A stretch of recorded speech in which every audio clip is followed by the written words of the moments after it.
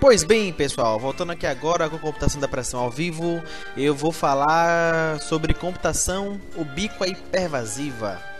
Computação ubíqua e pervasiva é um tema super atual. Tá aí acontecendo que a gente nem percebe, na verdade, justamente é disso que ela trata, de você não perceber coisas que acontecem na computação. Bom, a computação ubíqua, ela trata da onipresença da computação nas nossas vidas. Ou seja, o que é onipresença? Pense em Deus, né? Deus, ele é onipresente. O que significa onipresente? Ele está presente em todos os lugares. Ou seja, em matéria assim de lugar, ele está lá em todos os lugares. A computação, né, ubíqua, ela trata justamente da onipresença, ou seja, a computação ela acontece, ela está inserida em tudo que a gente faz e a gente nem percebe. Ou seja, a gente acaba utilizando recursos computacionais, a gente acaba sendo controlado, a gente acaba também controlando coisas, tudo ligado, tudo interligado com computadores e recursos computacionais, a gente nem percebe, né? E aí eu recentemente assisti uma palestra sobre computação ubíqua, né, e energia no rumo da computação verde, né? Pode ser que eu não fale exatamente sobre isso, porque eu vou falar sobre computação ubíqua, mas eu vou utilizar aqui alguns trechos, né, do slide do professor, deixa eu ver aqui, professor Antônio Alfredo Ferreira Loureiro, da Universidade Federal de Minas Gerais. Posso usar aqui, né, o slide dele para umas pesquinhas aqui, né, para eu me basear. E a computação ubíqua, né, ela trata, né, justamente dessa onipresença, né? Agora, onde é que está essa onipresença? Por exemplo, não aqui, né, mas lá na Ásia, né, no Japão, na Coreia, onde lá os recursos tecnológicos são mais assim, são mais atuais, mais abrangentes e, né, as pessoas têm mais acesso a eles. Lá, uma geladeira, por exemplo, ela tem um visor. Esse visor nada mais é que uma tela de computador, então há um computador rodando naquela geladeira. Diferente de uma geladeira comum, como a nossa, que é apenas um sistema embarcado. O que é um sistema embarcado? Um sistema que gere aquele hardware, um sistema inteligente, né, microcontrolado, que faz, né, que armazena informações sobre aquela geladeira, sobre, por exemplo, a temperatura que ela deve estar, o nível, né, da intensidade lá, se ela quer pouco ou muito, né, temperatura, entre outras coisas, por exemplo, entre outras coisas, né, que a geladeira comum faz, ou o micro-ondas faz, né, que é você, por exemplo, programar um relógio, programar o tempo, para ele também mexer na intensidade da força ali do micro-ondas, né. Então a geladeira comum, ela é apenas um sistema embarcado. Já no Japão ou lá na Ásia, não, né. Lá uma geladeira, ela tem uma televisão, no caso televisão sim, uma tela, né, como fosse uma televisão, inclusive passa canais de televisão nela, ou seja, você pode assistir uma televisão dentro dentro não, né, na tela da geladeira, assim como você pode acessar recursos computacionais nela. Você consegue acessar a internet. Uma vez na internet, você consegue ver, por exemplo, uma lista de produtos que há no mercado. Você pode selecionar quais produtos quer, a quantidade de cada um e ordenar que ele venha na sua casa. Ou seja, você não percebeu, mas você utilizou aí computadores, sistemas de informação. Você utilizou banco de dados, né? A partir do momento que você recebe uma lista de produtos, você tem lá banco de dados, né, armazenando essas informações. Você tem sistemas também distribuídos que controlam isso aí. Você tem uma diversidade de recursos computacionais ligados a essa solução. A gente não percebe que a gente está utilizando, está usufruindo de todos esses sistemas, né? Justamente é a onipresença da computação. Isso acontece só aí? Não, acontece, por exemplo, com o seu smartphone, celulares, né? Na verdade, o conceito de celular está caindo muito. Hoje tudo agora é smartphone. Claro que smartphone não vai, talvez, eu não sei se os celulares vão morrer e todos vão se tornar smartphones. Mas tem uma grande tendência a ter muito mais smartphone do que celular, né? Até porque o preço está barateando. Você consegue ter um celular com um sistema operacional moderno, por exemplo, com o sistema Android. E aí o Android faz muita coisa que o computador faz.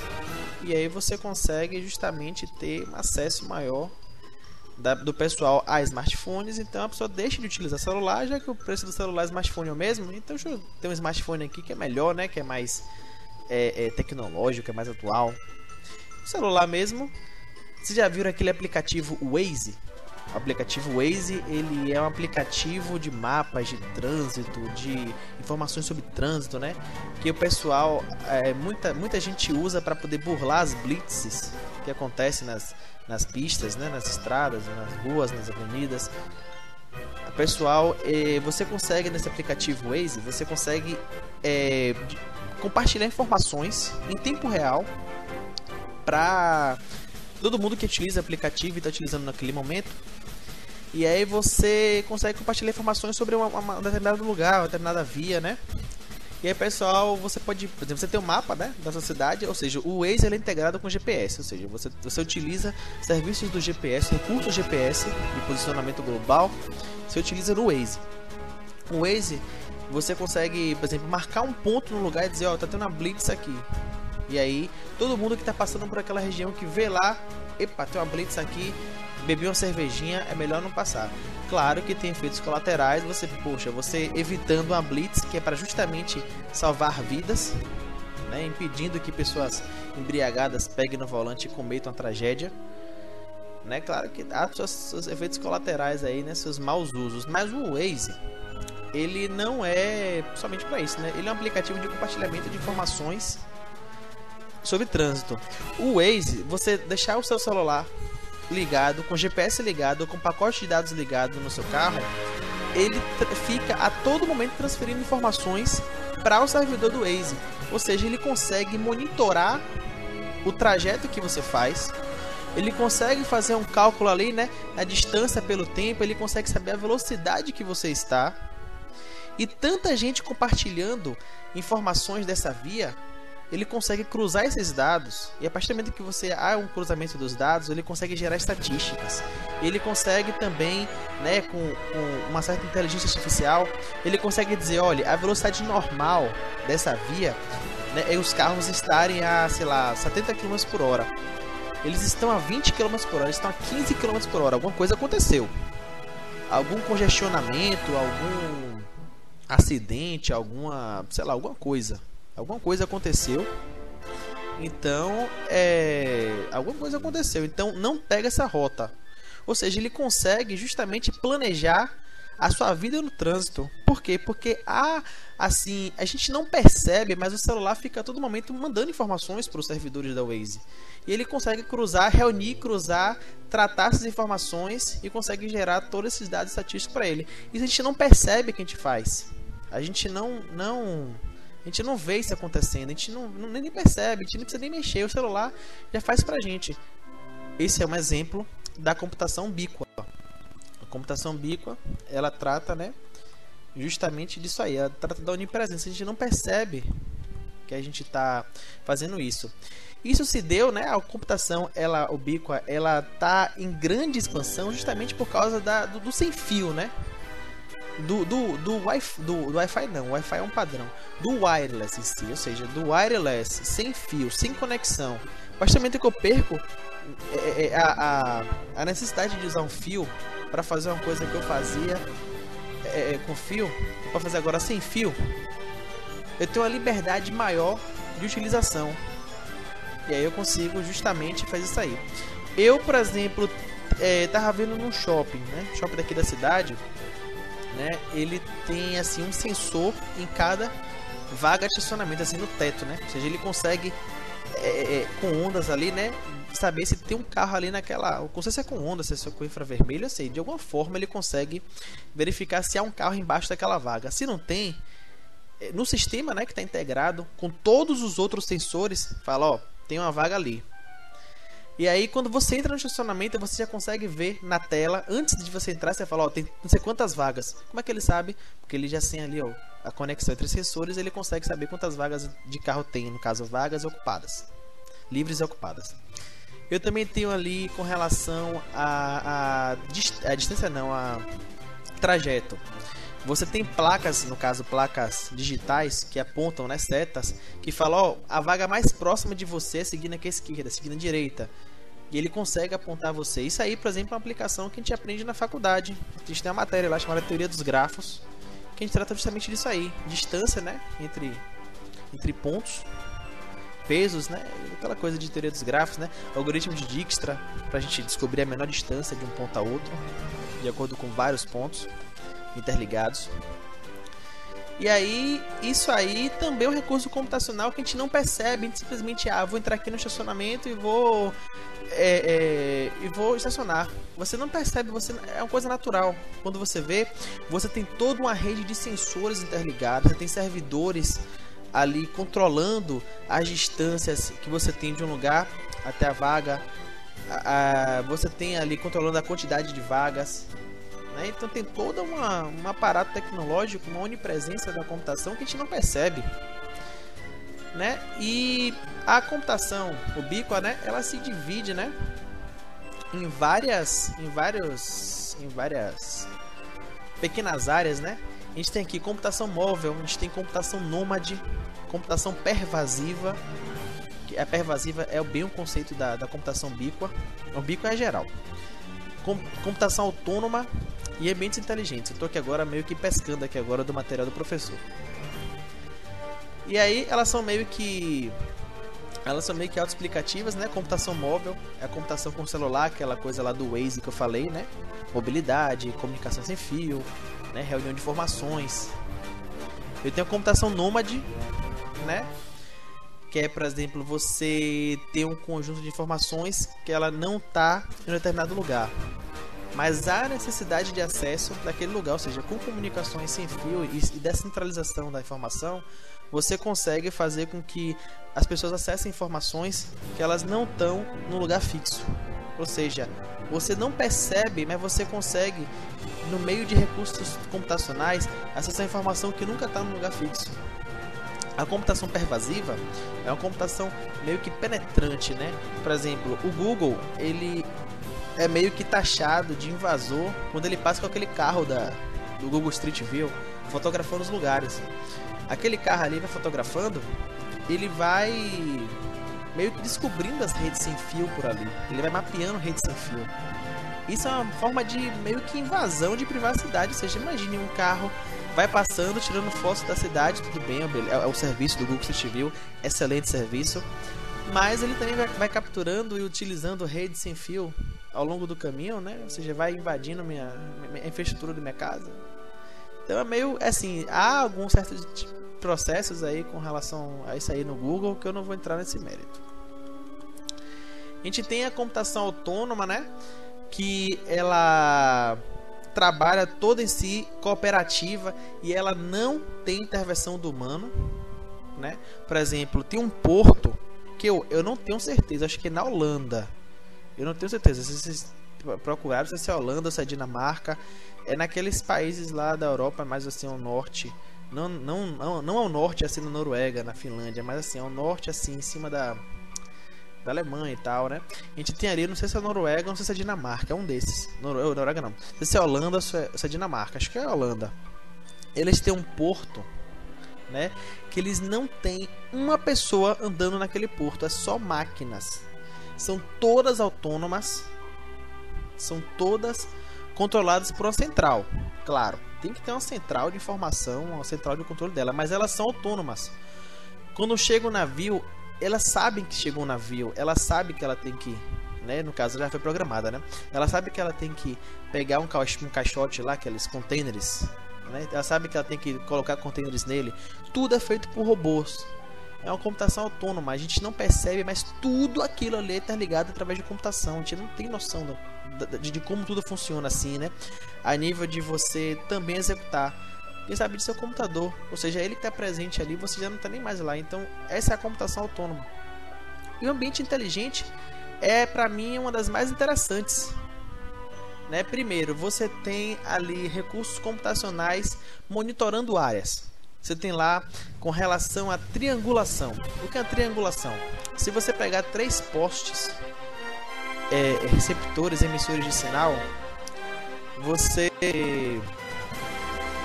tem ali geoposicionamento sem necessidade de GPS, sem necessidade de servidores satélite.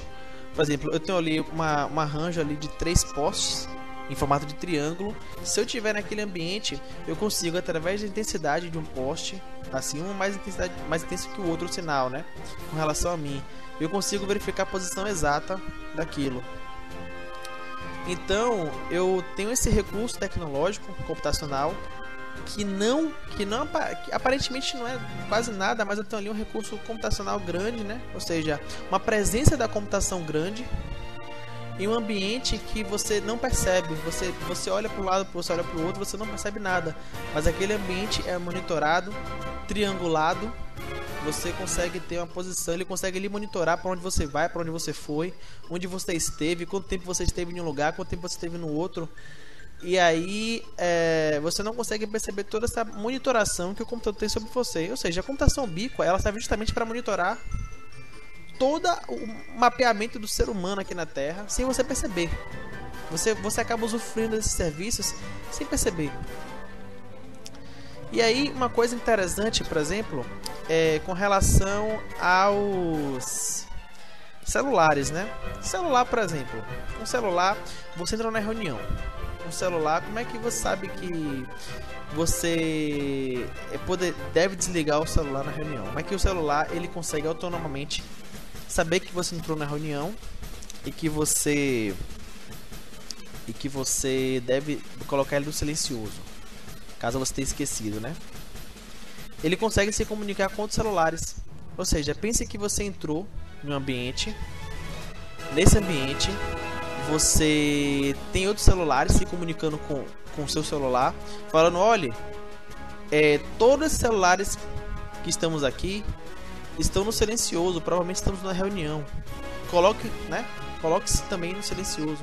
Ou seja, os celulares, né, de forma autônoma, de forma assim meio que, né, individual, consegue comunicar com outros celulares no mesmo ambiente. E aí você, sem nem colocar, você não precisa nem setar que você está na reunião ou que você está em um local assim, né? Você simplesmente entra, os celulares se comunicam um com o outro. E aí o que acontece? Ele entra no silencioso. Ou seja, há uma onipresença da computação. Há também uma comunicação entre eles, né? Eles conseguem se comunicar autonomamente. E ela também consegue resolver um problema seu, né? Que na verdade você entrar no lugar e você não colocar no silencioso seria caracterizado como um problema, né? Para a computação isso é um problema. Então ele consegue resolver esse problema para você. Então, resumindo, a computação ubíqua, ela é isso aí. A computação ubíqua, ela é a onipresença da computação, de forma que a gente não consegue ver, a gente não consegue apalpar, a gente não consegue sentir, mas a gente está, né, sendo monitorado, sendo controlado e também controlando e monitorando sem nem ao menos percebermos. Então fica a dica para quem quer estudar uma coisa bacana: estuda aí computação ubíqua e pervasiva, porque é um tema super atual, ainda mais com as tecnologias emergentes dos celulares. É um tema super, hiper, mega atual, e vocês vão realmente gostar, porque tem muito projeto, tem muita coisa para isso. Só uma curiosidade: os Jetsons, aquele desenho antigo demais, da época de meu pai jovem, aqueles carros que flutuam, é o sonho de qualquer cientista, você ter um carro que flutua. Não só um carro que flutua, né? Mas um carro que se dirige de um lugar para o outro sem, assim, você para definir na rota ele faz. E aí o que acontece? Você para definir o trajeto um para o outro, há uma sincronia entre os carros voadores também, que eles não vão, no caso, se bater, eles não vão se bater, né? Então há uma perfeita sincronia entre eles. Então você não precisa mais de sinaleira, você não precisa mais de diversas coisas. Não, tudo bem que não sejam carros ainda, que não sejam carros voadores, mas carros terrestres mesmo. Digamos que os carros terrestres andem, né, por aqui e tal. Você, com essa comunicação, intercomunicação entre eles, essa onipresença da computação neles, você não precisa mais de semáforos na rua. Talvez você precise só para poder fazer as pessoas atravessarem na rua, porque as pessoas não vão te andar na rua, né, só porque tem carros. Mas fica aí, né? Você não precisa mais de sinaleiras para controlar carros, porque ninguém vai bater mais. Então essa é uma das conceitos, né, de redes veiculares e tal, né? Conceito de carros inteligentes, que é uma coisa que está muito aí em expansão. Carros inteligentes, o carro que você choveu, ele já liga o para-brisa automaticamente, o limpador de para-brisa. Você bate um sol forte, ele tem um vidro especial que quando bate aquele sol forte, o vidro já fica mais escuro, né? O carro que se ele perceber que você tá meio que assim cambaleando na direção, você não tá com a direção reta, ele tenta estacionar o veículo para poder você, ele pode achar que você está bêbado, está com sono, então para ele evitar algum acidente, ele estaciona o veículo e telefona para uma pessoa mais próxima para vir buscar. Os carros fazem isso. Esse é o conceito de carro inteligente. Os carros assim de mais luxo, Mercedes, BMW, são carros assim, até os carros Ford mesmo. Os carros Ford são carros muito bem preparados. Hyundai também, nessas marcas assim de carros mais possantes. O conceito de carro inteligente aí tá super na moda, tá super emergente, e a computação bico-hipervasiva entra aí, né? Então, espero que vocês tenham gostado aqui do que eu falei sobre computação bico-hipervasiva, né? Daqui a pouquinho eu volto.